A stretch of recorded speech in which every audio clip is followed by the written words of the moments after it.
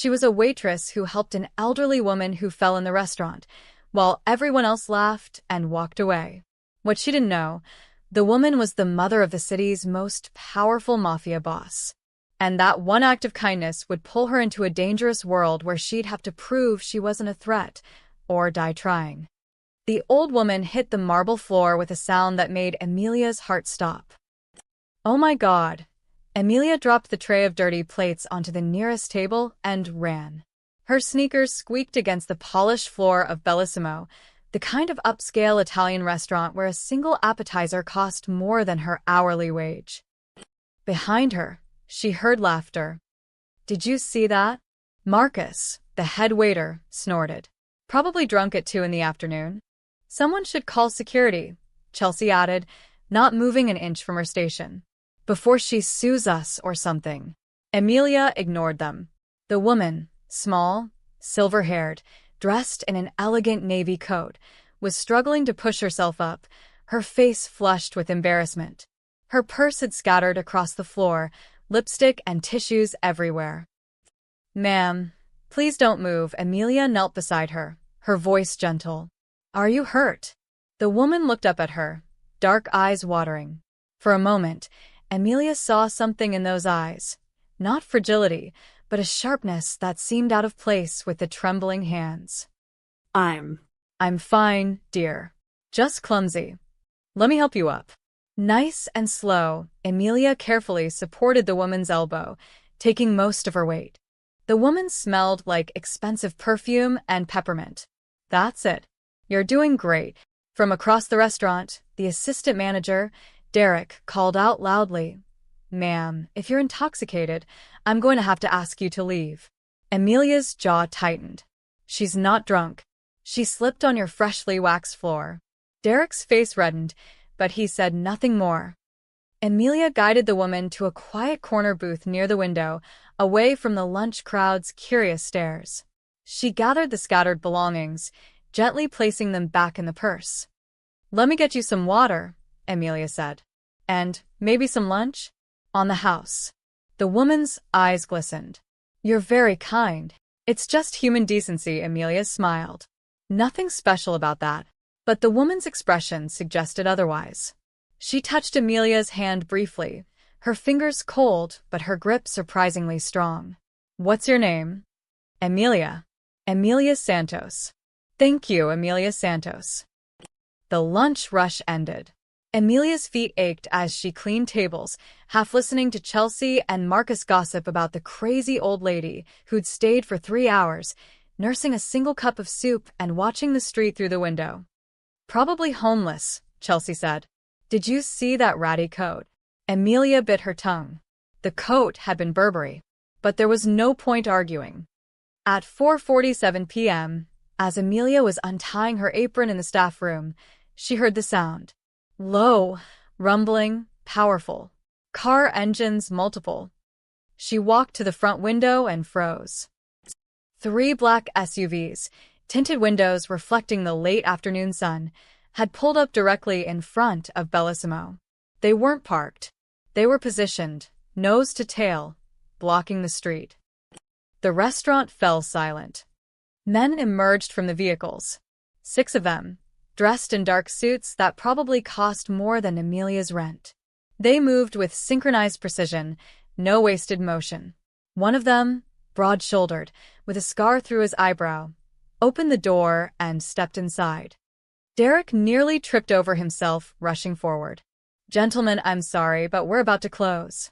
Lock the doors, the scarred man said. His voice was flat, final. Derek's face went white. What? Lock the doors. Another man moved to the entrance and turned the deadbolt. A third pulled the window shades. The cheerful afternoon light disappeared, replaced by the dim glow of the restaurant's pendant lamps. Amelia's pulse hammered in her ears. She looked at the corner booth. It was empty. Where is she? Marcus whispered, his earlier smugness completely gone. The side door opened, and the old woman walked back in. But she wasn't alone. 2 more suited men flanked her, but their posture was different. Protective. Reverent. The woman's face had transformed. The trembling vulnerability was gone, replaced by an expression of cool authority. She walked to the center of the room and surveyed the staff with those sharp, dark eyes. "My name," she said quietly, "is Bianca Moretti." The name hit like a physical blow. Emilia heard Chelsea's sharp intake of breath, saw Derek sway on his feet. Moretti. Everyone in the city knew that name. The Moretti family didn't just have connections. They were the connections. They owned politicians, judges, construction companies, shipping yards. And at the center of it all was Lorenzo Moretti, a man whose name was spoken in whispers. This was his mother. "I came here today," Bianca continued, "to visit a restaurant my late husband once loved. I'm an old woman. I fell. And I learned something very important about the people who work here." The front door opened again. The man who entered didn't need an introduction. Lorenzo Moretti was tall, perhaps 40, with dark hair silver at the temples and eyes like black ice. He wore a charcoal suit that fit like it had been sculpted onto him. When he moved, everyone else seemed to shrink. He didn't speak. He simply looked at his mother, and she nodded toward the security office. "Bring me the footage," Lorenzo said. "From 2 p.m. until now." They watched it on the manager's computer, all of them forced to stand and watch. Emilia saw herself running to help. Saw Marcus laughing. Saw Chelsea's cruel smile. Saw Derek's accusation. Lorenzo's face remained expressionless throughout. When it ended, he stood, Turned. looked at each staff member in sequence. "You're fired," he said to Derek. You, and you." He pointed at Marcus, Chelsea, and 2 others who'd laughed. "Fired. You'll receive no references. If I hear you've spoken to the press about today, about my mother, about anything, you'll regret it." They didn't argue. They just left, grabbing their things in terrified silence. Finally, Lorenzo's eyes landed on Emilia. She forced herself not to look away, even though her knees felt weak. He studied her for a long moment. Then, almost imperceptibly, he nodded. "Remember this night," he said to the remaining staff. His voice was soft, which somehow made it worse. "Kindness is rare. Cruelty is common. Choose carefully which one you want to show to strangers." He turned to his mother, offered his arm. "Let's go home, Mama." As they walked toward the door, Bianca paused beside Emilia. She squeezed her hand once, warmly. "Thank you, dear girl," she whispered. "You have a good heart." Then they were gone. The black SUVs pulled away, disappearing into the evening traffic. Emilia stood in the dim restaurant, surrounded by shell-shocked coworkers, and wondered if she'd just witnessed something that would change her life forever. She didn't know how right she was. Emilia woke to the sound of knocking. Not the gentle tap of a neighbor or a delivery person. This was authoritative, deliberate. 3 sharp raps that said, "We're not leaving." She squinted at her phone. 7:23 a.m. She'd barely slept, her mind replaying yesterday's events like a horror movie on loop. The knocking came again. Just a second. She grabbed her robe, tying it as she stumbled through her tiny studio apartment. The place was barely bigger than a hotel room. Kitchenette, bathroom, and a bed that doubled as her couch. But it was hers, and the rent was barely manageable. She looked through the peephole, and her blood turned cold. 2 men in dark suits stood in her narrow hallway. The same kind of men from yesterday. One was looking at his phone. The other stared directly at the door, as if he knew she was watching. Oh God. Oh God. What did I do? Her mind raced. Had she offended Lorenzo somehow? Said something wrong? Maybe helping Bianca had been a test, and she'd failed without knowing it. Her hands shook as she undid the chain lock. "Miss Santos." The taller one spoke. He had kind eyes, which somehow made it worse. "I'm Vincent. This is Marco. We work for the Moretti family." I didn't mean to," Emilia's voice cracked. "Whatever I did wrong."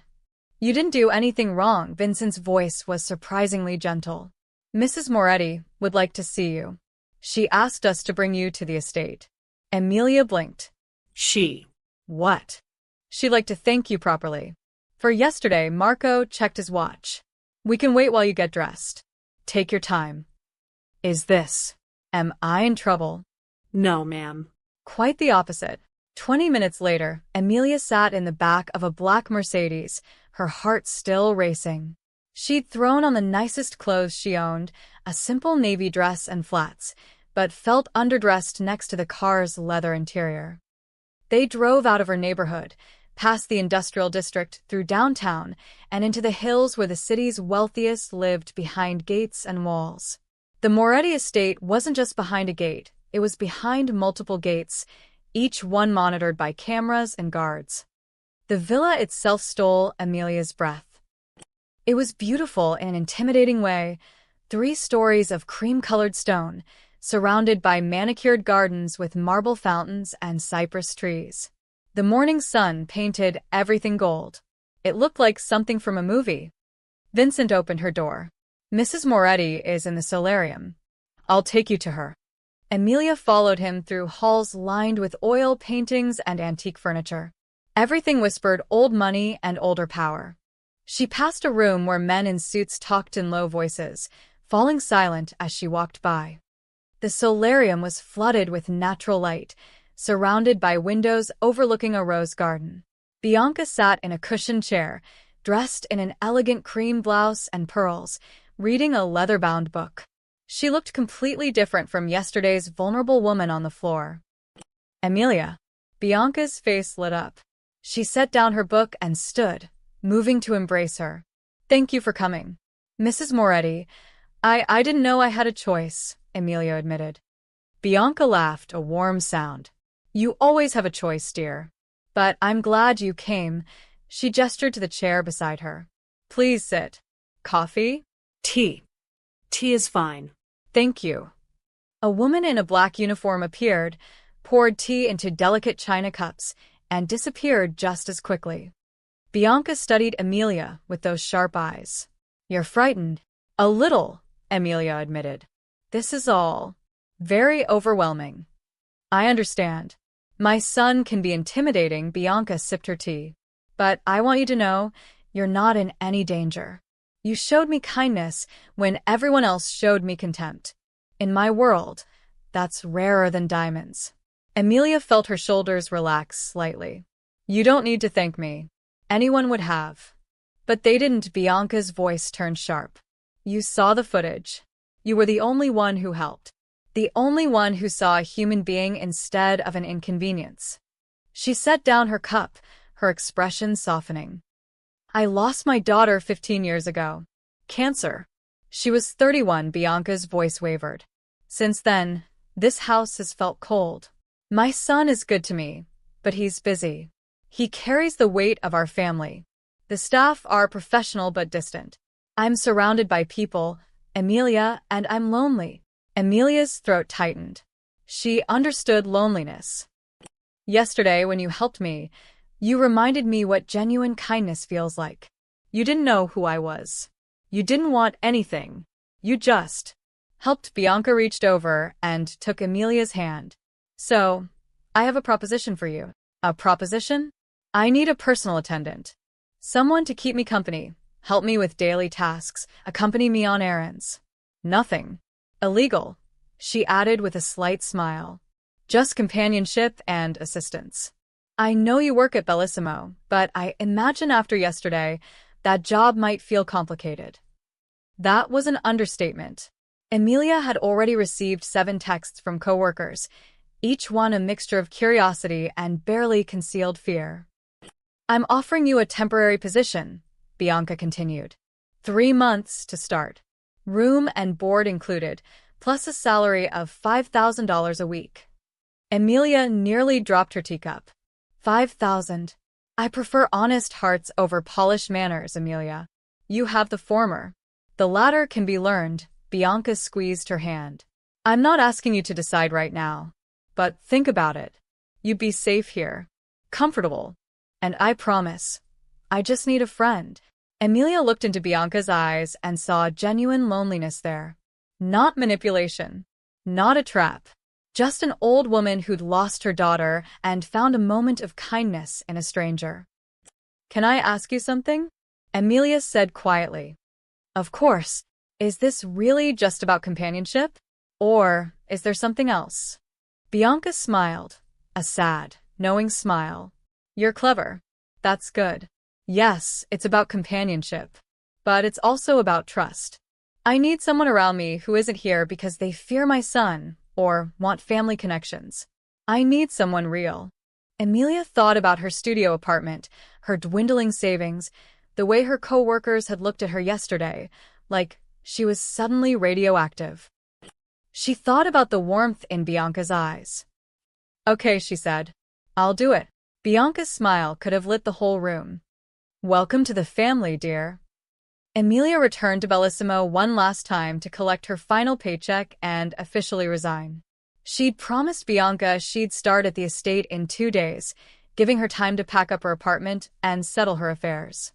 The moment she walked through the door, the whispers started. There she is, someone muttered. The remaining staff, those who hadn't been fired, clustered near the bar, staring at her like she was a circus attraction. Amelia kept her head down, heading straight for the manager's office. Sarah, one of the newer waitresses, stepped into her path. So, You're really leaving us for the Morettis. I got a better opportunity, Amelia said carefully. That's all. That's all. Sarah's laugh was sharp. Girl, everyone knows what kind of opportunity that is. Amelia's stomach twisted. What are you talking about? Oh, come on. Chelsea appeared from the kitchen, arms crossed. Despite being fired, she'd apparently come back just for this. You think we're stupid? You helped the old lady. Suddenly you're getting private car rides to their mansion? We all know what's really happening. Nothing is happening. You're sleeping with Lorenzo Moretti, Chelsea said loudly. Several customers' heads turned. That's the only reason someone like you would get pulled into that world. Heat flooded Amelia's face. That's insane. I've barely even spoken to him. right. Sure, Marcus joined them, his expression bitter. I lost my job because of you. Because you had to play hero and impress the mob boss's mother. You lost your job because you were cruel to an old woman. Amelia shot back, her patience snapping. That's not my fault. Everything was fine until you showed up with your fake kindness act, Chelsea hissed. Now look at us. Some of us can't find work because the Morettis blacklisted us. But you? You land on your feet. Funny how that works. Amelia grabbed her check from the office and left without another word, her hands shaking. She didn't see Marcus pull out his phone as she walked away. By the next morning, Amelia's phone was exploding. Text after text from old friends, former co-workers, even her landlord, all sending her the same link. She clicked it with trembling fingers. Waitress turned mistress.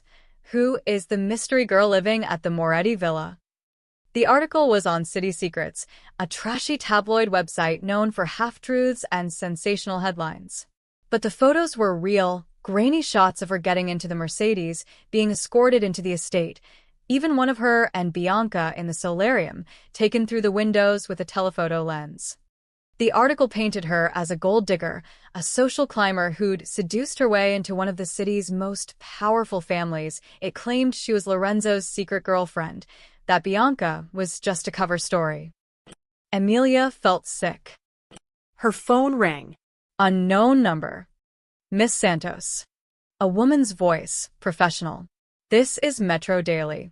We'd like to offer you $10,000 for an exclusive interview about your relationship with Lorenzo Moretti.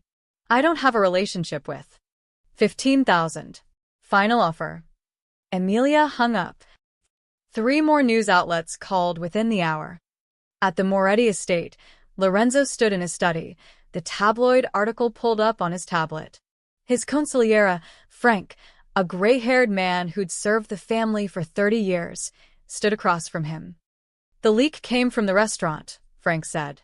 3 different staff members sold information and photos. We've identified them. And Lorenzo's voice was cold. They're being encouraged to leave the city. The tabloid is trickier. They're claiming journalistic freedom. Lorenzo set down the tablet. I want a complete background check on Amelia Santos. Everything. Financial records, family history, known associates, employment history. I want to know if she's ever even jaywalked. You think she's involved in the leak? I think my mother has taken a sudden, intense interest in a woman we know nothing about. Lorenzo moved to the window, looking out at the gardens where his mother and Emilia were currently having tea. That makes her either very lucky or very dangerous. Your mother's judgment is usually sound. My mother is lonely. Lonely people make emotional decisions. Lorenzo watched Emilia laugh at something Bianca said. The timing is convenient. She appears exactly when Mama needs someone. She's perfectly kind, perfectly humble. Nobody's that clean, Frank. We'll dig deep. Do it quietly. I don't want Mama to know. Lorenzo's jaw tightened. If this girl is playing my mother, if she's working for the Carbones or the Russians or anyone else, we'll find out, Frank assured him. But even as he said it, Lorenzo felt unsettled. He'd built his position on reading people, on spotting lies and manipulation from a mile away. Yet when he'd looked into Emilia's eyes at the restaurant, he'd seen nothing but genuine fear and genuine kindness. Which meant either she was exactly what she appeared to be, a near impossibility in his world, or she was the best actress he'd ever encountered. Both options made him uneasy. That evening, Emilia sat in her apartment, staring at her packed boxes. Her phone buzzed again. Another message, this one from a number she didn't recognize. Gold-digging whore. Hope Lorenzo throws you out when he's done with you. It was the 7th hateful message that day. She'd thought accepting Bianca's offer would solve her problems. Instead, she'd walked into a nightmare she didn't understand. Her phone rang. This time, it was Vincent. Miss Santos, Mrs. Moretti wanted me to check on you. She saw the article. Emilia's voice cracked. Vincent, I didn't say anything to anyone. I don't know how they got those photos. We know. We're handling it. His voice was calm, steady. Mrs. Moretti wants you to know that you're still welcome here. In fact, she'd prefer if you came tonight instead of tomorrow. For your own safety. My safety. The tabloids can be aggressive. It's better if you're behind our gates. Emilia looked around her tiny apartment, her whole life packed into 6 boxes, and made a decision. I'll be ready in an hour. We'll be there. As she finished packing, Emilia caught her reflection in the bathroom mirror. She barely recognized herself. 24 hours ago, she'd been invisible. Now she was on tabloid websites, receiving death threats, and moving into a mansion. The wolves only bite what they fear, Bianca had said. Emilia was beginning to understand what that meant, and she wasn't sure she was ready for it.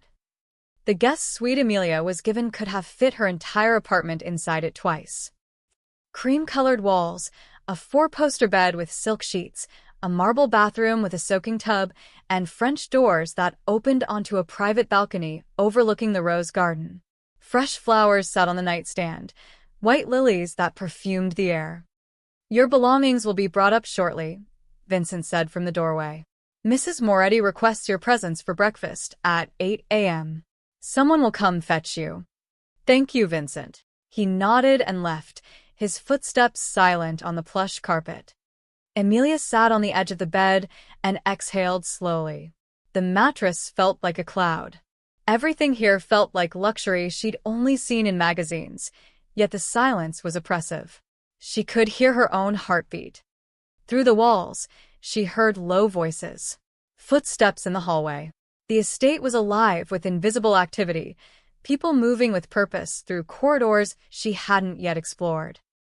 She was being watched. She could feel it. Not just by cameras, though she'd counted 6 since arriving, but by people. Staff who glanced at her sideways. Guards who tracked her movements. She was an outsider in a world that didn't welcome outsiders. Emilia barely slept that night. At 7:55 a.m., a soft knock announced Maria, an older woman with steel-gray hair pulled into a tight bun. She wore a crisp black uniform and had the bearing of someone who'd worked here for decades. Miss Santos. I'll escort you to Mrs. Moretti. Emilia followed her, through hallways she didn't remember from yesterday. The estate was a maze, turns and staircases and doors that all looked similar. Maria moved with the confidence of someone who could navigate it blindfolded. They passed a library where two men in suits examined documents.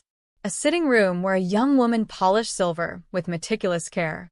Everyone stopped to watch Amelia pass, their expressions neutral, but their eyes calculating. Bianca was in a sun-drenched breakfast room, china plates and crystal glasses already set. She wore a soft lavender cardigan and smiled when Amelia entered. "There you are. Come, sit. I hope you slept well?" "The room is beautiful," Amelia said, which wasn't quite an answer. They ate breakfast, fresh fruit, pastries, perfectly scrambled eggs, while Bianca asked gentle questions about Amelia's life. Where she grew up, her parents, her dreams. Amelia kept her answers honest but brief. She'd grown up in a small town 3 hours north. Her mother had died when she was 19, cancer, the same disease that took Bianca's daughter. Her father had remarried and moved to Arizona. She'd come to the city chasing dreams of something more than the factory job waiting for her back home. "You're alone," Bianca said softly. "Like me. I suppose I am." Bianca reached across the table and squeezed her hand. "Not anymore." The days developed a routine. Mornings were spent with Bianca, helping her with correspondence, accompanying her on walks through the garden, sitting with her during physical therapy for her arthritis.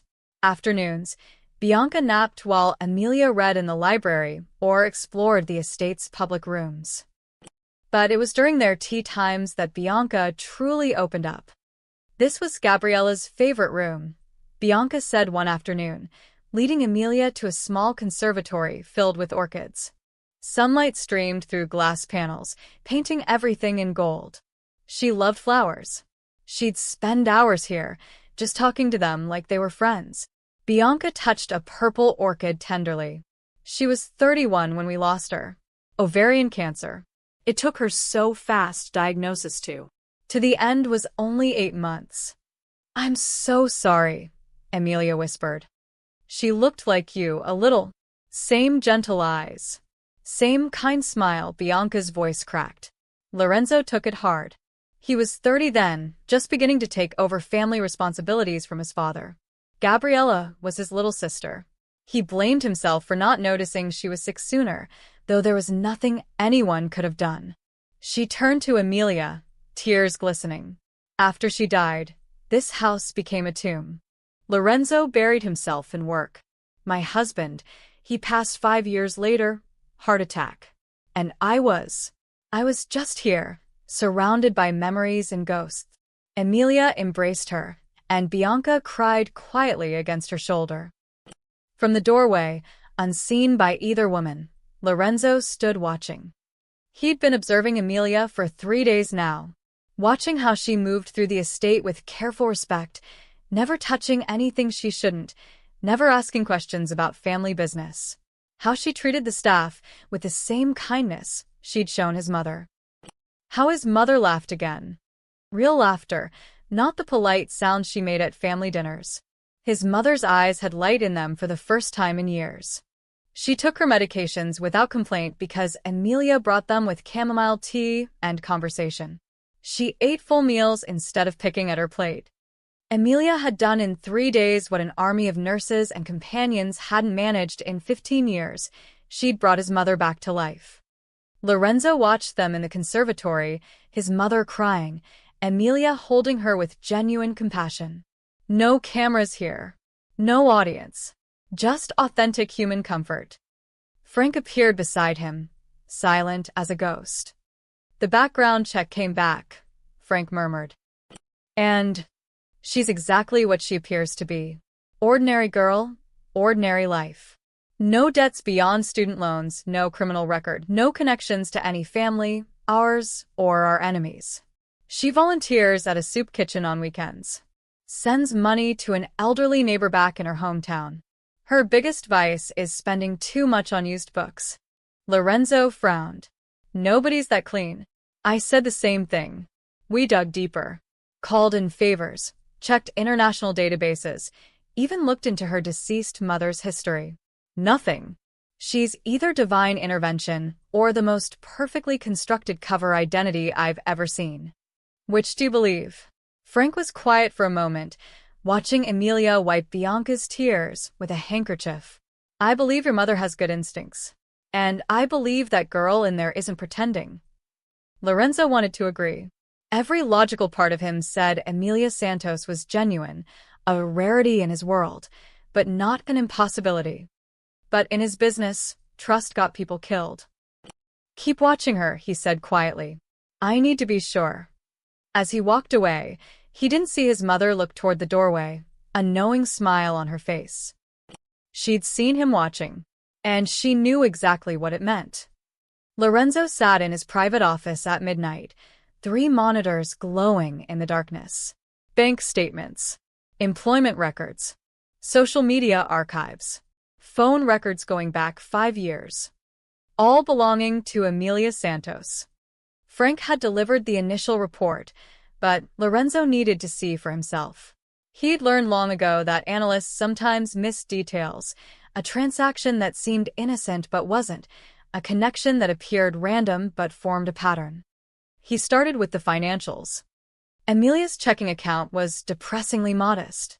Monthly deposits from Bellissimo, never more than $2,000. Rent payments of $800 to the same landlord for 3 years. Utilities, groceries from budget chains. A recurring charge to St. Anthony's Community Kitchen, $15 monthly. Donations. No large deposits. No offshore accounts.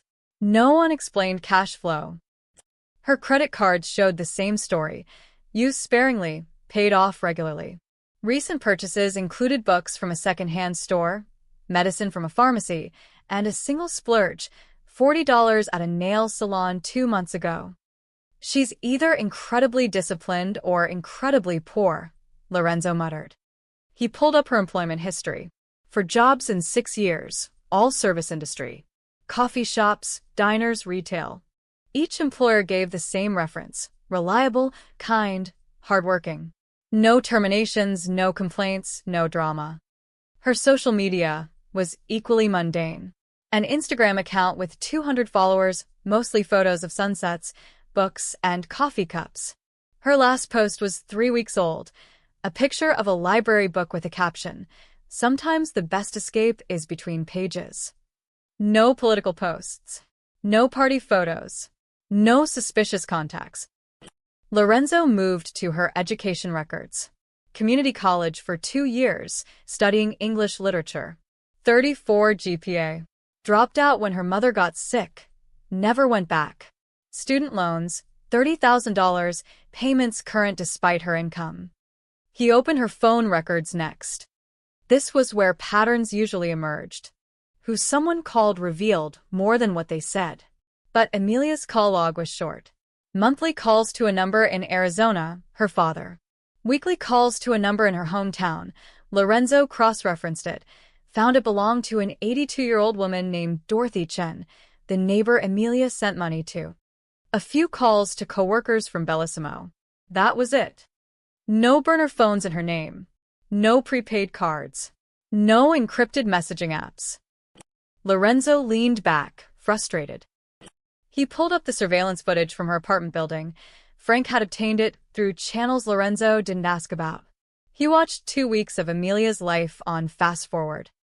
She left for work. Came home. Sometimes stopped at the grocery store. Twice she visited the soup kitchen, staying for 3-hour shifts. Once she went to a bookstore, browsed for an hour, bought nothing. She lived alone. No visitors. No secret meetings. No suspicious activity. She's a ghost, Lorenzo said to the empty room. A person with no vices, no secrets, no connections. He opened the deeper report, the one that had cost him significant favors to compile. Frank's team had interviewed her former employers, her landlord, people in her hometown. Every single person said the same thing. Emilia was kind, quiet, kept to herself. Helped elderly Dorothy with groceries. Volunteered without seeking recognition. Worked hard. Never complained. They'd checked for sealed juvenile records. Nothing. Medical records showed routine checkups, a broken wrist at age 12, depression treatment for 6 months after her mother died. Normal. They'd even looked into her deceased mother, Maria Santos, died at 53 from pancreatic cancer. Worked as a nurse. No criminal history, no debts, no secrets. Lorenzo opened the international databases. Sometimes people had histories in other countries, identities they'd left behind. Nothing. He checked databases that technically didn't exist, the ones that tracked intelligence operatives, undercover agents, witness protection participants. Nothing. Emilia Santos didn't exist before age 5, but that made sense. Birth records from her small hometown were paper-based until the late 90s, only partially digitized. Her baby photos existed, uploaded by her father to Facebook. Her kindergarten class photo was in the local newspaper archives. She was real. She'd always been real. So, why did Lorenzo feel like something was wrong? At 2 a.m., Frank entered without knocking. He carried a folder, the final report. I had 3 separate teams investigate her, Frank said, setting the folder on Lorenzo's desk. Different analysts, different methodologies, none of them knowing about the others. All 3 reached the same conclusion, which is, Emilia Santos is exactly who she claims to be. No hidden agenda. No connections to any organization, criminal or otherwise. No offshore money, no alternate identities, no electronic footprints suggesting deception. Frank paused. She's genuine, Lorenzo. Nobody's ever this clean. I know. In our world, everyone has something. A secret. A vice. A connection they shouldn't have. Lorenzo stood, pacing. Perfect innocence doesn't exist. Maybe it does, Frank said quietly. Maybe we've been in this life so long, we've forgotten what normal people look like. Lorenzo turned to him sharply. Frank met his gaze steadily. That girl upstairs, she's not from our world. She doesn't think like we think. She helped your mother because it was the right thing to do, not because she wanted something. She exists in a reality where people are just good. Sometimes. Or, Lorenzo countered, she's so deep undercover that even our best investigators can't find the cracks. That's either divine luck or a perfect mask. Then which do you believe? Lorenzo looked at the monitors, at 6 years of Emilia's unremarkable life spread across screens. At the evidence of an ordinary person living an ordinary existence. He thought about his mother's laugh, about the light in her eyes, about how Emilia had held her while she cried in the conservatory, with no cameras watching, no audience to impress. I don't know, he admitted. That's what worries me. Frank picked up the folder. Your mother trusts her. My mother is lonely. Your mother, Frank said carefully, survived 30 years as a mafia wife.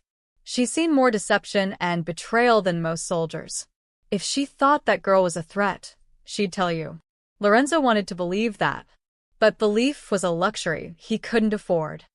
Keep the surveillance active, he ordered. I want someone watching her at all times.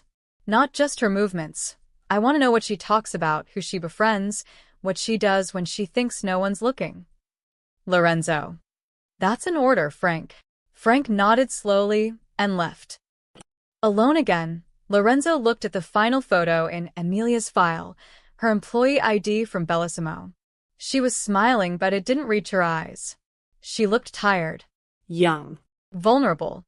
Not like someone plotting against his family. But appearances, Lorenzo knew, meant nothing. He would watch. He would wait.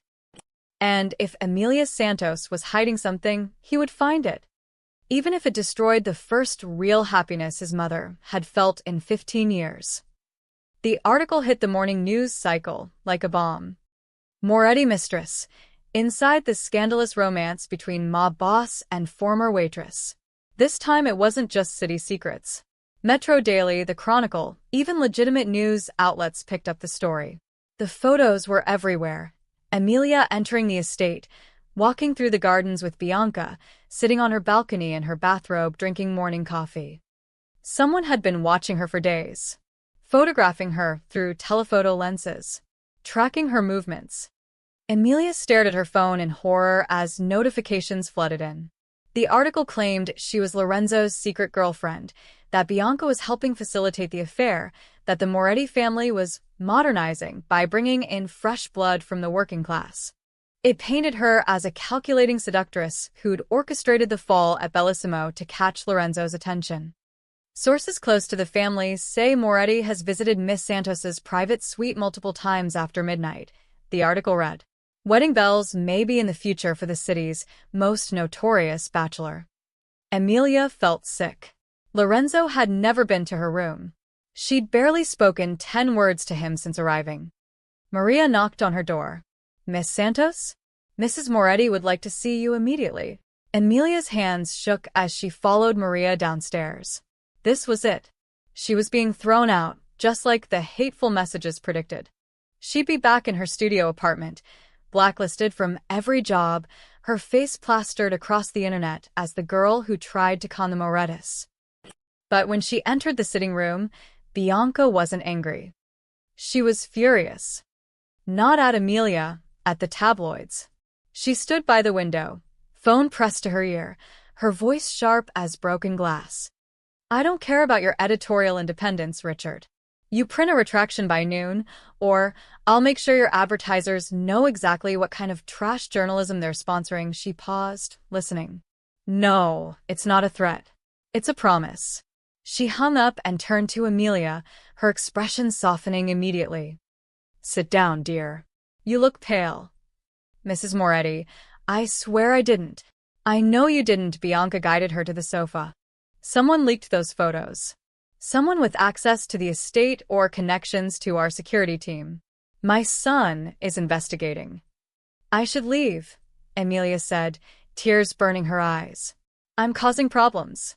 This was supposed to be simple companionship. Not this. You're not leaving. Bianca's voice was steel. Do you understand me? This is exactly what they want. They want to scare you away. Who's they? People who resent me having someone I care about. People who want Lorenzo distracted. People who see kindness as weakness. Bianca squeezed her hand. The wolves only bite what they fear, Emilia. And they fear you. Fear me? I'm nobody. You're the person who made me smile again. That makes you dangerous to anyone who benefits from my isolation. Bianca's eyes flashed. My son has many advisors, many people whispering in his ear. Some of them prefer when I'm sad and quiet, locked away in this house. You threaten that. Before Emilia could respond, Lorenzo entered. He looked dangerous. His suit was perfect, his expression controlled, but something cold burned in his eyes. He carried a tablet, which he set on the coffee table. We found the source of the leaks, he said without preamble. 3 separate people sold information. 2 former staff members from Bellissimo and 1 freelance photographer who's been surveilling the estate. Have you dealt with them? Bianca asked.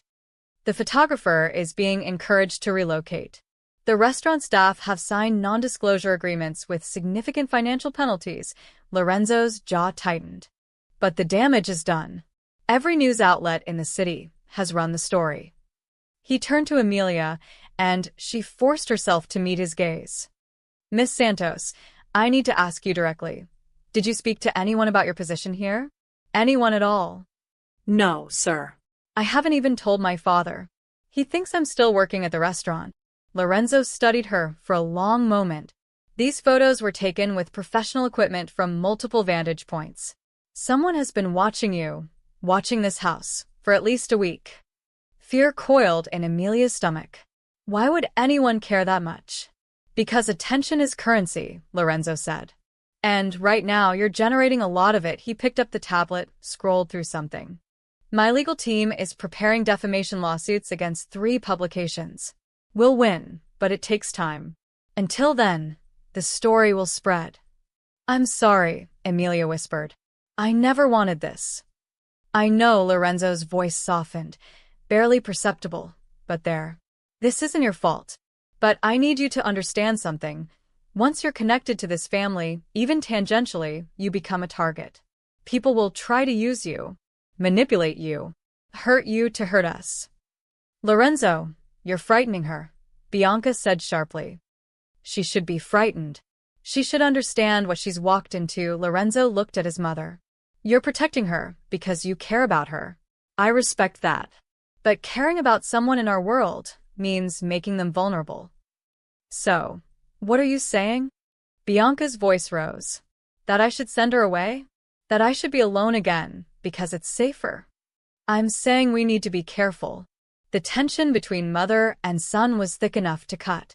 Emilia felt trapped between them, Bianca's fierce protection and Lorenzo's cold pragmatism. I'll make a public statement, Bianca announced. Today, I'll tell them exactly who Emilia is, my companion and friend. I'll make it clear that anyone spreading lies about her is spreading lies about me. Mama. I won't hide, Lorenzo. I won't let them drive away someone who matters to me. Bianca stood, regal despite her small stature. Call your PR team. We're doing this my way. Lorenzo sighed, but nodded. I'll arrange it. After he left, Bianca turned to Emilia. Her expression was gentle, but her words were firm. You need to decide if you can handle this. The attention, the scrutiny, the danger of being connected to us. She cupped Emilia's face. I won't think less of you if you choose to leave. But if you stay, you need to be strong. Can you do that? Emilia thought about her empty apartment, her dead-end job, her lonely existence. Then she thought about Bianca's laugh, the warmth of having someone who cared, the feeling of matching to another human being. I can be strong, she said. Bianca smiled. Good. Because the wolves are circling deer. And we need to show them we don't scare easily. The formal dining room could seat 20 people. Tonight, it held 15, and Emilia felt every single pair of eyes on her. You didn't tell me this was a family dinner, Emilia whispered to Bianca as they entered. If I had, you would have been too nervous, Bianca squeezed her arm. Just be yourself, dear. That's all I ask. The table was set with china so delicate it looked like it would shatter if you breathed on it wrong. Crystal wine glasses caught the candlelight. Everything screamed old money and older traditions. Lorenzo sat at the head of the table, his expression unreadable. Around him sat men and women in expensive clothes, all bearing the same sharp intelligence in their eyes. This was the Moretti family, not just blood relatives, but the inner circle. Everyone, Bianca announced, this is Emilia Santos, my companion and friend. The silence that followed was deafening. A woman in her 60s with silver hair and cold blue eyes spoke first. Bianca, darling, how unexpected. You didn't mention you'd hired new staff. She's not staff, Claudia. She's my guest. Claudia, Lorenzo's aunt, Emilia realized, smiled, but it didn't reach her eyes. Of course. Forgive me. Her gaze swept over Emilia's simple black dress. Welcome, dear. A younger man beside Claudia leaned forward. He was maybe 30, handsome in a sharp-featured way, wearing a suit that probably cost more than Emilia's car. I'm Marco Moretti. Lorenzo's cousin, his smile was warmer than his mother's, but something calculating lurked behind it. So, you're the famous waitress. The whole family's been talking about you. Marco. Lorenzo's voice was quiet, but carried a warning. What? I'm just being friendly. Marco raised his wine glass toward Emilia. It's not every day someone goes from serving pasta to dining with a Morettis. That's enough, Bianca said sharply. Dinner was served, multiple courses, each more elaborate than the last. Emilia tried to follow Bianca's lead on which fork to use, which glass was for which wine. She felt like an imposter playing dress-up in someone else's life. Conversation flowed around her. Business talk disguised as casual chat. References to people and places Emilia didn't know. Inside jokes from decades of shared history. So, Emilia, Claudia said during the third course, her voice honey-sweet. Bianca tells me you worked at Bellissimo. How long were you there? 2 years, ma'am. And before that, a coffee shop, a retail store, various places. A woman of many talents, Claudia dabbed her mouth with a napkin. Tell me, did you always aspire to work in service industries?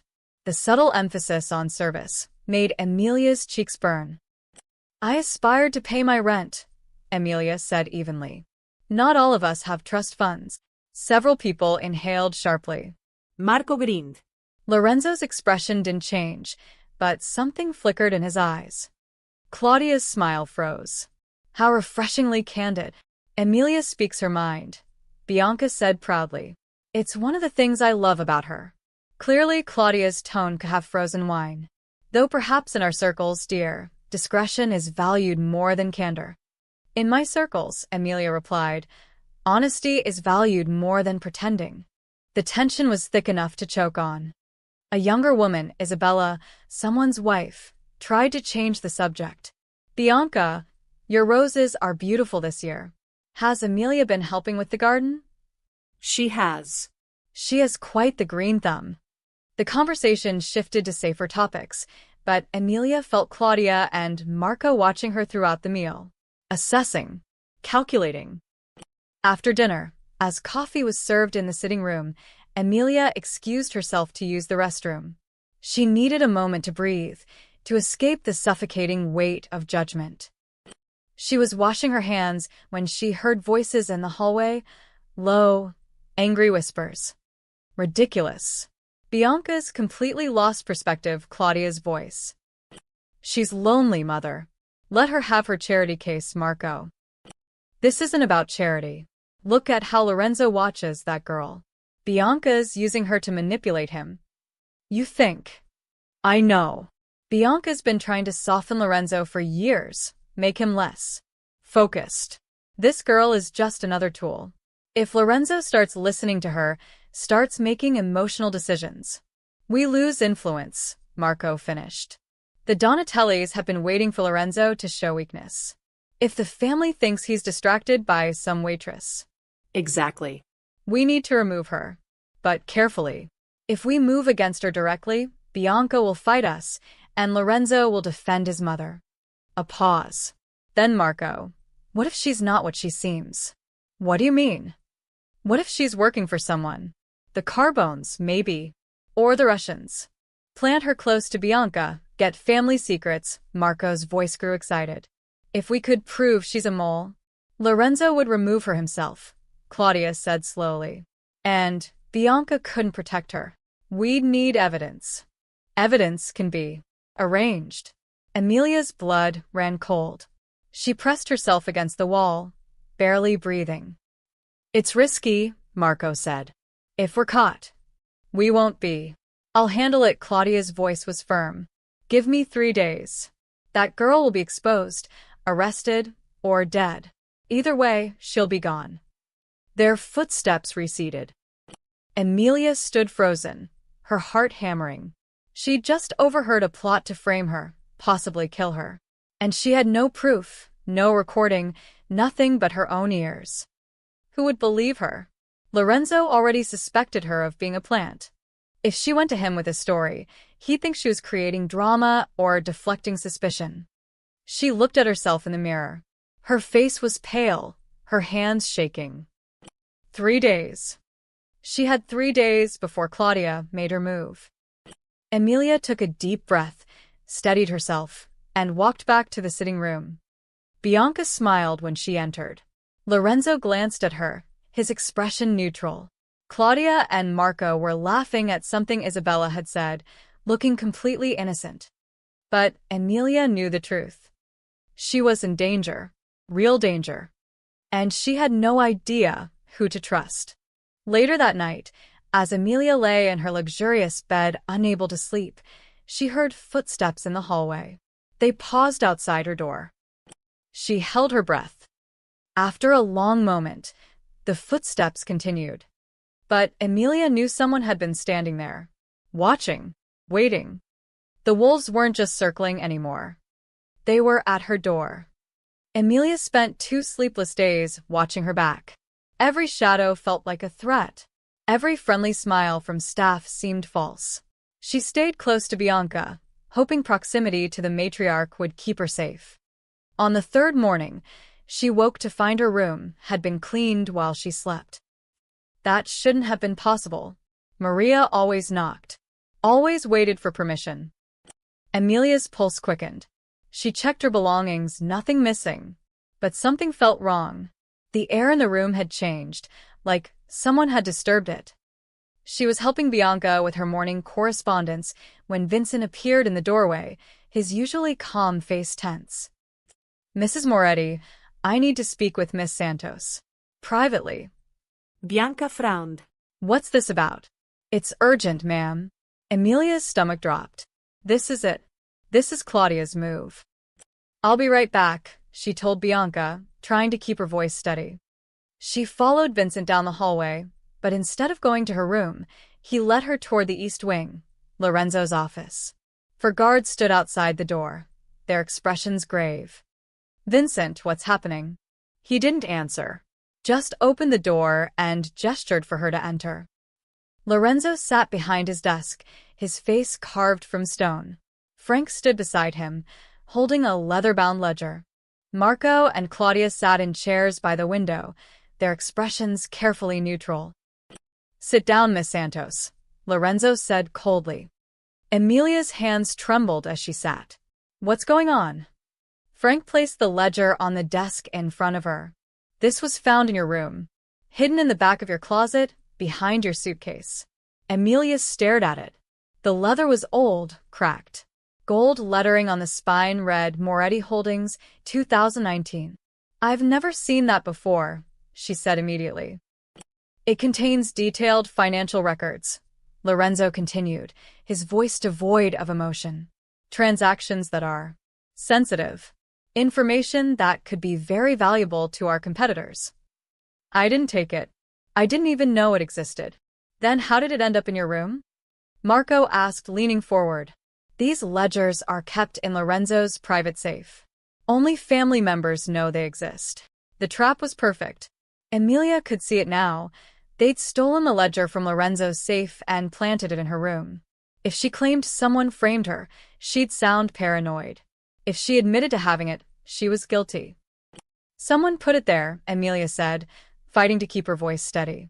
"Someone who wants you to think I'm stealing from you." "Or," Claudia said softly, "you were caught and you're desperately trying to deflect blame." Lorenzo stood, walked around the desk. He moved like a predator, controlled, dangerous. "I've been watching you since you arrived, Miss Santos. Waiting for you to slip. To show your true colors." "I know," Emilia said. "I know you've had me investigated. I know you think I'm too good to be true. But I'm not lying. Everyone lies." "Not about this." Emilia stood to face him, even though fear made her knees weak. "I have nothing. No connections, no power, no reason to steal from you. What would I even do with that information? I don't know anyone who'd buy it. I don't know how to contact your enemies. I'm just what?" Lorenzo's voice was dangerously soft. "Just an innocent waitress who happened to help my mother at exactly the right moment? Who happened to be perfectly kind, perfectly trustworthy?" "Yes." Tears burned Emilia's eyes. "I know how it looks. I know it seems impossible. But some people are just good, Mr. Moretti. Some people help others without ulterior motives. I'm sorry that your world has made you forget that." For a moment, just a moment, something flickered in Lorenzo's eyes. Doubt, maybe, or regret. Then the door burst open. Bianca stormed in, her face flushed with fury. "What is happening here?" "Mama, this doesn't concern you." "The hell it doesn't." Bianca's voice could have shattered glass. "You're interrogating my friend without me present." "We found stolen property in her room," Frank said quietly. "Did you?" Bianca turned to Claudia and Marco. "How convenient. And who, exactly, discovered this ledger?" Marcos shifted uncomfortably. "The housekeeping staff reported it." "Lies." Bianca pulled out her phone, tapped the screen several times, then turned it toward Lorenzo. "I installed private security cameras in Emilia's room 3 days ago, after the dinner, because I suspected someone might try something exactly like this." The blood drained from Claudia's face. Lorenzo took the phone, his expression darkening as he watched the footage. Emilia could see the screen from where she stood, grainy but clear video of her room. a timestamp showing 4:47 a.m. that morning. The door opened. Marco slipped inside, carrying the ledger. He moved quickly to the closet, pushed aside her suitcase, and placed the book behind it. Then he left, closing the door silently. The silence in the office was deafening. Lorenzo's voice, when he spoke, was colder than ice. Marco. Explain. Marco's face had gone from confident to terrified in seconds. It was. Don't. Claudia stood, her composure finally cracking. Don't say anything without a lawyer, Marco. You helped him plan this. It wasn't a question from Lorenzo. It was a statement of fact. Claudia lifted her chin. I was protecting the family. That girl is a distraction. You're the head of this family, Lorenzo. You can't afford to be soft, to let your mother's emotional attachments cloud your judgment. Get out. Lorenzo's voice was barely above a whisper, but it carried the weight of absolute authority. Both of you, out of this house. Now. Lorenzo, you can't. You attempted to frame an innocent woman. You stole from my private safe. You manipulated my mother's trust. Lorenzo stepped closer to his aunt, his presence overwhelming. You're lucky I don't do worse. You have 1 hour to leave the estate. After that, you're not family anymore. You're trespassers. Marco looked like he might cry. Claudia's face twisted with rage, but she knew better than to argue. They left without another word, the door closing behind them with quiet finality. Lorenzo turned to Amelia. For the first time since she'd met him, she saw genuine emotion in his eyes. Regret. Shame. Miss Santos. He paused, seeming to struggle with the words. I was wrong. I should have trusted my mother's judgment. I should have trusted you. Amelia's legs finally gave out. She sank into the chair, shaking. Bianca was at her side immediately, wrapping her in a fierce embrace. You're safe now, dear. You're safe. I'm sorry, Lorenzo said again. I let suspicion blind me to the truth. That won't happen again. Amelia looked up at him, through her tears. You were protecting your family. I understand. You are family, Bianca said fiercely. She is family, Lorenzo. Remember that. Lorenzo nodded slowly. I will. For the first time, when Lorenzo looked at Amelia, she didn't see suspicion. She saw trust. And something else. Something that made her breath catch. Respect. The estate transformed over 3 days. Workers arrived in trucks, carrying tables, chairs, lighting equipment. The grand ballroom, a space Amelia hadn't even known existed, was opened for the first time in years, its chandeliers cleaned until they sparkled like diamonds. What exactly is this gathering for? Amelia asked as she helped Bianca review seating arrangements. Politics, Bianca said simply. Lorenzo is consolidating alliances. After the incident with Claudia and Marco, he needs to show the family is still strong. United, she glanced at Amelia. And he wants to introduce you properly. Show everyone that you're under our protection. Won't that make me more of a target? You're already a target, dear. This makes you too expensive to touch. Bianca squeezed her hand. Trust me. The guest list was staggering. 30 families, some allies, some neutral parties, even 2 rival organizations coming under flags of truce. Amelia recognized names from news reports about organized crime, though none of it was ever proven. The Carbones are coming? Amelia stared at the list. Aren't they your enemies? Which is why they're seated far from the Russos, who are our friends, Bianca smiled. It's a delicate dance. Everyone stays civil because the cost of violence here would be too high. Amelia threw herself into helping organize. At first, the estate staff were wary. She was still the outsider, the waitress who'd somehow gained the family's favor. But as she worked alongside them, double-checking place settings, coordinating with caterers, handling last-minute crises, something shifted. Maria, who'd been coolly professional for weeks, actually smiled at her. You have a good eye for detail, Miss Santos. I've worked enough restaurants to know what makes service smooth, Amelia replied, adjusting a centerpiece. By the evening of the gathering, the staff treated her with genuine respect. Not as an equal, perhaps, but as someone who'd earned her place through work rather than manipulation. The ballroom glowed with warm light. Guests arrived in expensive cars, dressed in designer gowns and tailored suits. Emilia wore a midnight blue dress that Bianca had insisted on buying her, simple but elegant, with a high neckline and long sleeves. "You look beautiful," Bianca said, adjusting Emilia's hair. "And remember, stay close to me tonight. These people are sharks. They'll test you." Lorenzo appeared in a black tuxedo, looking every inch the powerful boss. His eyes swept the room, cataloging threats and allies with the efficiency of a military commander. When his gaze landed on Emilia, he nodded slightly, the closest thing to approval she'd seen from him. The evening unfolded like a carefully choreographed play. Conversations happened in corners, deals whispered over champagne. Emilia stayed at Bianca's side, meeting dozens of people whose names blurred together. Anthony Carbone, head of the Carbone family, was tall and silver-haired with a smile that didn't reach his eyes. "So, you're the famous Emilia, the girl who saved our dear Bianca from the cruelty of restaurant staff." "I just helped someone who needed it," Emilia said carefully. Humble, too, he studied her like a specimen under glass. "Interesting choice, Bianca.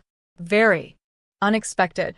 The best things usually are," Bianca replied coolly. As the night wore on, Emilia found herself relaxing slightly. The gathering was tense, but controlled. No one made overt moves. The peace, however fragile, held. At 10:47 p.m., she was standing near the bar, getting Bianca a glass of water, when she saw it. A glint from outside. Just a flash, caught by the chandelier light, something reflecting on the hillside beyond the garden. Her blood turned to ice. She'd grown up in hunting country. Her father had taught her to shoot when she was 12. She knew what a scope reflection looked like. Her eyes snapped to the windows. The ballroom had floor-to-ceiling glass panels overlooking the garden, beautiful and, she now realized, strategically terrible. Bianca was standing near the center window, laughing at something a guest had said. She was perfectly positioned, perfectly exposed. Emilia didn't think. She ran. "Emilia?" Someone called her name, but she didn't stop. She sprinted across the ballroom, her heels clicking against marble. Guests turned to stare. Lorenzo's security team started moving toward her. Bianca saw her coming, her expression shifting from surprise to confusion. "Emilia, what?" Emilia hit her like a linebacker, tackling her to the ground just as the window exploded. The crack of the gunshot came a split second after the glass shattered. The bullet passed through the space where Bianca's head had been, embedding itself in the opposite wall. Screams erupted. Guests dove for cover. Security swarmed, weapons drawn. Emilia lay on top of Bianca, both of them covered in shattered glass, her ears ringing from the shot. "Stay down," she gasped. "Don't move." Lorenzo appeared above them, his gun drawn, his face transformed into something terrifying. "Get them out of here," he roared. "Lock it down. Nobody leaves." Vincent and two other guards surrounded them, creating a human shield. They half-carried, half-dragged Emilia and Bianca out of the ballroom and into the interior hallway. "Mama." "Mama, are you hurt?" Lorenzo knelt beside them, his hands checking Bianca for injuries. I'm fine, Bianca's voice shook. "Emilia, she saved me." She saw it before. Lorenzo's eyes met Emilia's. In them, she saw shock, gratitude, and something that looked like wonder. "You saw the sniper," he said. Emilia nodded, unable to speak. Her whole body was shaking now, adrenaline crashing through her system. How did you know to look?" "I grew up hunting. I know what a scope looks like when light hits it." Her voice came out as a whisper. I saw it and I knew." Lorenzo stared at her for a long moment. Then, in a gesture that stunned everyone watching, he took her hand. "You saved my mother's life. Is she okay? Is she hurt?" "A few cuts from the glass. Nothing serious." His grip tightened. "Because of you." Outside, they could hear shouting. Security teams mobilizing. The sound of vehicles arriving. Did you get him? Bianca asked. We're searching now, Lorenzo stood, but didn't release Emilia's hand. He pulled her up gently. But whoever they are, they just made a fatal mistake. His expression was cold, lethal. Nobody shoots at my mother, and nobody threatens my family. He looked at Emilia when he said family, and this time, she knew he meant her too. The gathering had turned into a war zone. But Emilia had done the impossible. She'd saved the queen. And in doing so, she'd proven exactly where she belonged. The estate became a fortress within minutes. Every entrance locked, every guest detained for questioning. No one in or out until Lorenzo said otherwise. Emilia sat in a secure room with Bianca, both wrapped in blankets, despite the warm night. A doctor had bandaged the cuts on their arms from the shattered glass. Minor injuries, miraculously. Bianca held Emilia's hand tightly, as if afraid to let go. You could have died, Bianca whispered. You could have been shot protecting me. I wasn't thinking about that. Exactly, Bianca's eyes filled with tears. You just acted. No hesitación. Do you understand what that means? Emilia shook her head. It means you're braver than most of the soldiers in this family. It means you have the instinct to protect rather than run. Bianca squeezed her hand. It means I chose well. The door opened. Lorenzo entered, his face grim, blood on his shirt cuff. Frank followed, carrying a tablet. We got them, Lorenzo said without preamble. 2 shooters.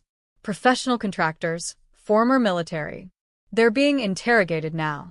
And Bianca's voice was steady, but Emilia heard the steel beneath. They were hired through an intermediary, paid in cryptocurrency, the usual untraceable methods. But Frank's team applied pressure. They gave up the name of who contracted them. He paused, his jaw clenching. Marco. The name hung in the air like poison. Bianca's face went white. My nephew arranged this? After everything. He was desperate, Frank said quietly, pulling up documents on the tablet. After being expelled from the family, he lost everything. His accounts were frozen, his reputation destroyed. The Carbones approached him with an offer. Help them eliminate you, Mrs. Moretti, and they'd set him up with a new identity and income overseas. Why target Mama? Lorenzo's voice was dangerously soft. Why not me? Because killing you would start a war, Frank explained. But your mother's death could be framed as a tragedy, an accident at a public gathering with rival families present. Blame could be shifted to the Russos or another enemy. In the chaos, Marco thought he could slip away unnoticed. Claudia, Bianca breathed. Did she know? No. Our interrogation confirms Marco acted alone after their expulsion. He blamed you for his exile, blamed Emilia for exposing him. Lorenzo's expression was carved from ice.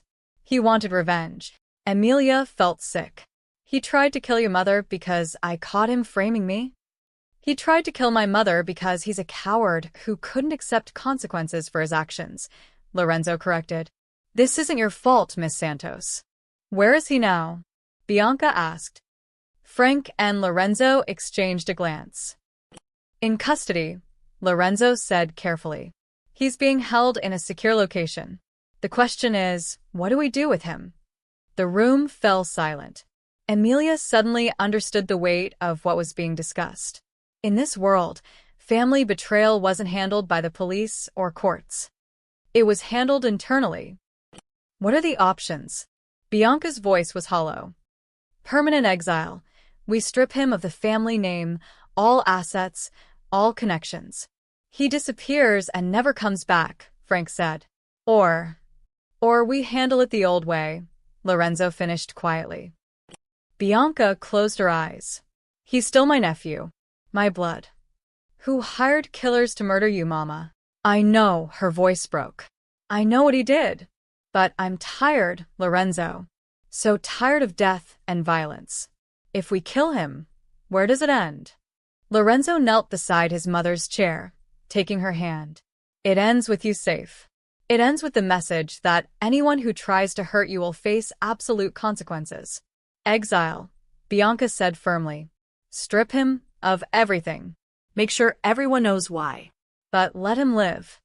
Emilia saw the struggle on Lorenzo's face, the desire to protect his mother warring with respect for her wishes. As you wish, he said finally. But he leaves tonight. No goodbyes, no second chances. He's ghost. What about the Carbones? Emilia asked. They hired him. That, Lorenzo said, standing, is being addressed. Anthony Carbone is currently explaining to me why I shouldn't interpret tonight's events as an act of war. His smile was cold. He's being very apologetic and very generous with reparations. Over the next hour, the pieces fell into place. The shooters were turned over to whatever organization handled such things. Marco was loaded into a van, destination unknown. The guests were released with profuse apologies and generous gifts to ensure their silence. And through it all, word spread. Emilia Santos had saved Bianca Moretti's life. 3 days later, Bianca called a meeting. Not an intimate gathering, a formal assembly in the estate's grand hall. Every remaining member of the Moretti family attended, along with key allies and associates. Emilia stood beside Bianca, terrified and confused about why she'd been summoned. Bianca rose, regal in a cream suit, her voice carrying through the silent room. 3 weeks ago, I fell in a restaurant. I was mocked, dismissed, treated as disposable by people who saw me as nothing but an inconvenient old woman. She paused, letting the words sink in. One person helped me. One person showed me dignity and kindness without knowing who I was or what I could offer. Her eyes found Emilia. That person is Emilia Santos. And 5 nights ago, she threw herself between me and a bullet. She saved my life without hesitation, without thought for her own safety. Bianca took Emilia's hand, pulling her forward. I lost my daughter 15 years ago. The pain of that loss never faded. I thought I would die with that emptiness inside me, her voice wavered. But Emilia has shown me that family isn't just blood. It's choice. It's love. It's sacrifice. She turned to face Emilia directly, tears streaming down her face. You are the daughter I didn't know I still had. And I claim you here before everyone. Your family now. Not as staff. Not as a companion. As my daughter. The hall erupted in applause, genuine, warm, respectful. Emilia couldn't speak. Tears blurred her vision as Bianca embraced her tightly. Thank you, Bianca whispered. Thank you for giving me a reason to smile again. Lorenzo approached, his expression softer than Emilia had ever seen it. Welcome to the family, he said. Officially. And for the first time since this strange journey began, Emilia felt like she truly belonged. The story spread through the city's underworld like wildfire. The waitress who saved the queen. Within days, Emilia's name carried weight in circles she'd never imagined entering. When she accompanied Bianca to a charity luncheon, a front for neutral territory negotiations between families, women who'd once ignored her now sought her attention. Miss Santos, I heard about the gathering. How terrifying. You were so brave, dear. Simply remarkable. My husband would love to meet you. He has such respect for quick thinking. Emilia found it surreal. She was the same person who'd served pasta and scrubbed tables, yet now these wealthy, powerful people treated her like she mattered. Not because of money or connections, but because she'd proven herself when it counted. The gossip columns changed their tune, too. No longer Moretti's mistress, but Bianca's guardian angel and the woman who earned her place. But it was the private shifts that affected Emilia most. She was in the library one evening, curled in a leather chair with a book, when Lorenzo entered. He rarely sought her out directly. Their interactions had been polite, but distant since the gathering. May I? He gestured to the chair across from her. Of course, Emilia set down her book. Lorenzo sat, and for a moment, neither spoke. The silence wasn't uncomfortable, but it was weighted with unspoken things. I owe you an apology, he said finally. A real one. You already apologized. After the ledger. I apologized for being wrong. I didn't apologize for the method. Lorenzo leaned forward, his dark eyes intense. I had you investigated like a criminal. Surveilled like a threat. I looked for darkness in you because I assumed everyone had darkness. That was unfair. Emilia considered her words carefully. You were protecting your family. I understand that. Understanding doesn't make it right, he paused. My mother says you grew up hunting. That's how you recognize the scope reflection. My father taught me. Back in Pennsylvania, hunting wasn't just sport. It was how we ate. She smiled slightly. I was a better shot than my brother. He hated that. Have you shot recently? Not in years. I couldn't afford a gun in the city, and ranges are expensive. Lorenzo stood. Come with me. He led her through hallways to a part of the estate she'd never seen, downstairs into a basement level that opened into a pristine shooting range. Soundproofed walls, multiple lanes, a rack of weapons secured behind glass. I come here to think, Lorenzo said, unlocking the case. He pulled out a handgun, a sleek 9mm. It clears my head, helps me focus. He loaded the weapon with practiced efficiency, then offered it to her. Show me what your father taught you. Emilia took the gun, feeling its familiar weight. She checked the safety, tested the grip, then stepped up to the lane. Target at 25 yards. She aimed, exhaled, and fired. 3 shots in quick succession. All 3 hit center mass. When she turned back, Lorenzo was smiling, a real smile, not the polite mask he usually wore. Your brother was right to be annoyed, he said. You're a natural. It's been a while. I'm rusty. Rusty, he laughed, a sound she'd rarely heard. You just put 3 rounds in a 5-inch grouping. That's not rusty, Miss Santos. That's skill. Emilia, she said. You can call me Emilia. I think we're past formalities. Something flickered in his expression. Emilia, then. And you can call me Lorenzo. When it's just us. They spent an hour in the range. Lorenzo brought out different weapons, teaching her about ones she'd never handled. He stood close when demonstrating grip adjustments, his hand briefly covering hers, and Emilia felt electricity run through her at the contact. She pushed the feeling away. This was Lorenzo Moretti, dangerous, powerful, and so far out of her league it was laughable. The fact that her heart raced when he smiled at her was irrelevant. But as they walked back upstairs, he said quietly, Thank you. For what? For giving my mother her life back. For giving her joy, he stopped, turning to face her in the dim hallway. And for showing me that good people still exist. The way he looked at her made Emilia's breath catch. Not with suspicion or calculation, but with something warmer. Something that made her pulse quicken. I should go, she said softly. Bianca will wonder where I am. Lorenzo nodded, but didn't step back. For a heartbeat, they stood too close, the air between them charged with possibility. Then Lorenzo moved aside, the moment breaking. Good night, Emilia. Good night, Lorenzo. The next morning, Bianca summoned Emilia to her private sitting room. 3 other women were there. Wives of high-ranking family members, all older and clearly influential. Emilia, darling, we need your perspective, Bianca said. The Donatellis want to form a partnership with our shipping operations. But there's history, complicated history. Angela here thinks we should refuse. Maria thinks we should accept with conditions. What do you think? Emilia blinked. I don't know anything about shipping operations. But you understand people. You read them well. Bianca gestured for her to sit. Tell me, what do you see in the Donatelli proposal? She handed Emilia a document. Emilia read through it slowly, noting the language, the terms, the small details buried in paragraphs of legal jargon. This clause here, Emilia pointed. It gives them access to your shipping manifests.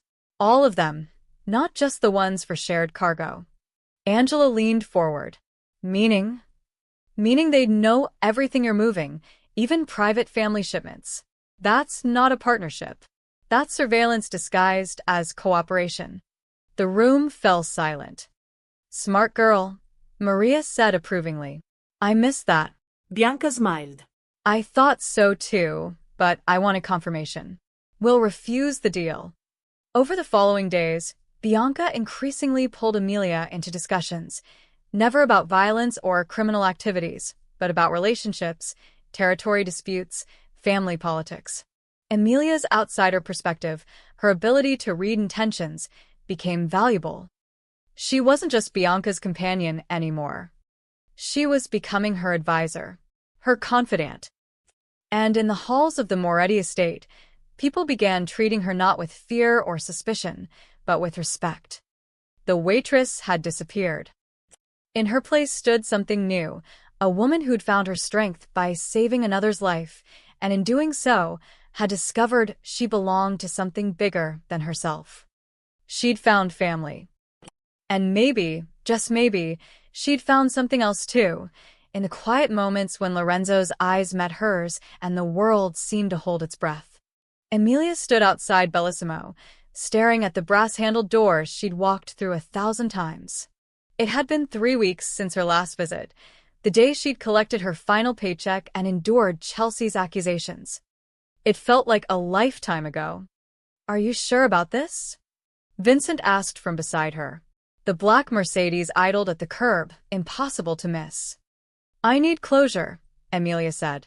"I need to see it one last time." She pushed through the doors. The lunch rush was ending.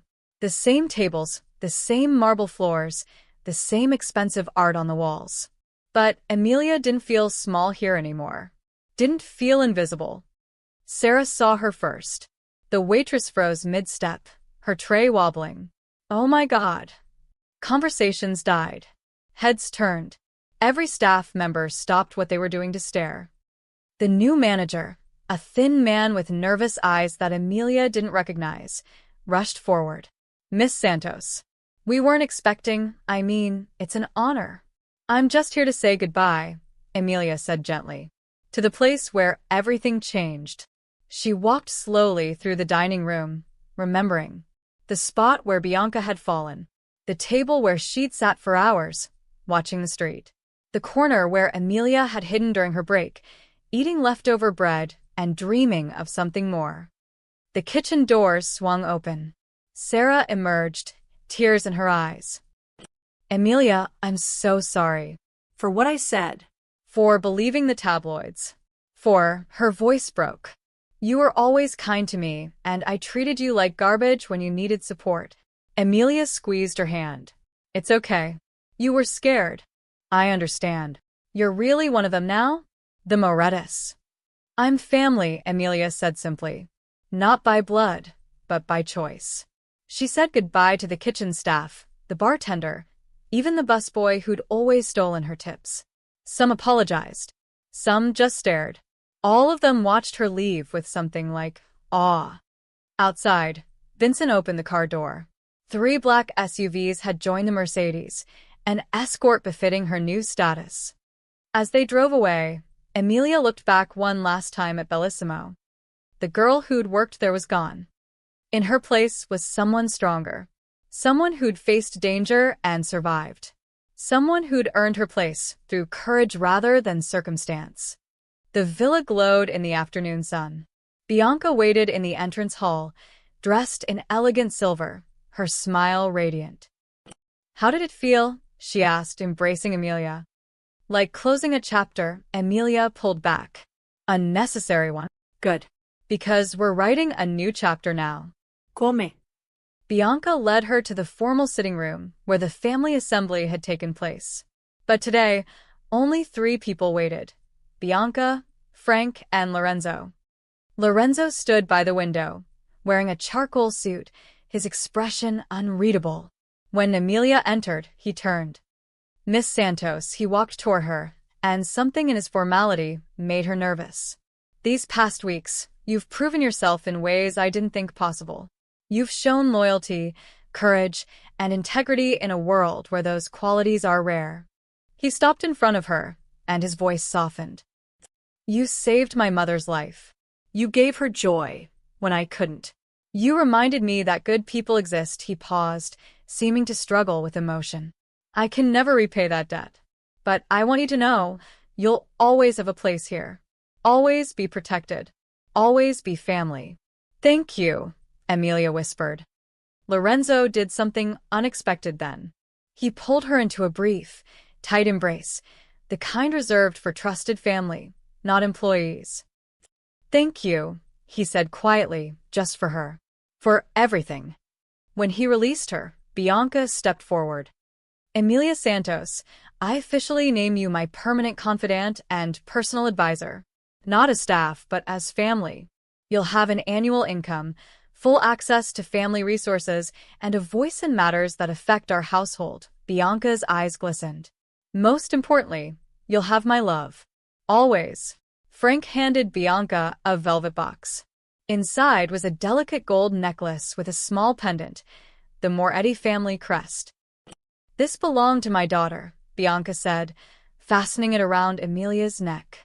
Now it belongs to you. Wear it with pride. Emilia touched the pendant, overwhelmed. I don't know what to say. Say you'll stay. Say you'll keep being exactly who you are. I will. I promise. That evening, Emilia stood on her balcony, watching the sun set over the city. The skyline glittered gold and orange, millions of lights beginning to flicker on as darkness approached. From up here, she could see the streets where she'd struggled, the neighborhoods where she'd worked minimum-wage jobs and counted pennies, the world that had once seemed so vast and indifferent. She touched the pendant at her throat, feeling its weight. 10 days ago, she'd been nobody, a waitress living paycheck to paycheck, invisible to everyone around her. Today, she was family to one of the most powerful organizations in the city. But the strangest part? She hadn't changed. She was still the same person who'd helped an old woman off the floor because it was the right thing to do. Still the girl who believed in kindness over cruelty, compassion over convenience. She hadn't chased power, hadn't manipulated or schemed. She'd simply been good. And somehow, that had been enough. The balcony door opened behind her. Lorenzo stepped out, 2 glasses of wine in hand. He offered her one. Beautiful view, he said. It is. They stood in comfortable silence, watching the city breathe. What are you thinking? Lorenzo asked. Emilia smiled. That kindness is more powerful than I ever imagined. Lorenzo studied her profile, something warm in his expression. You're extraordinary, Emilia Santos. I hope you know that. I'm just me. Exactly. The city stretched before them, full of possibility, full of life. Emilia had started this journey trying to survive. She'd ended it finding something far more valuable, a family, a purpose, and the knowledge that one moment of compassion could change everything. She hadn't chased power. Kindness had led power to her. And that made all the difference.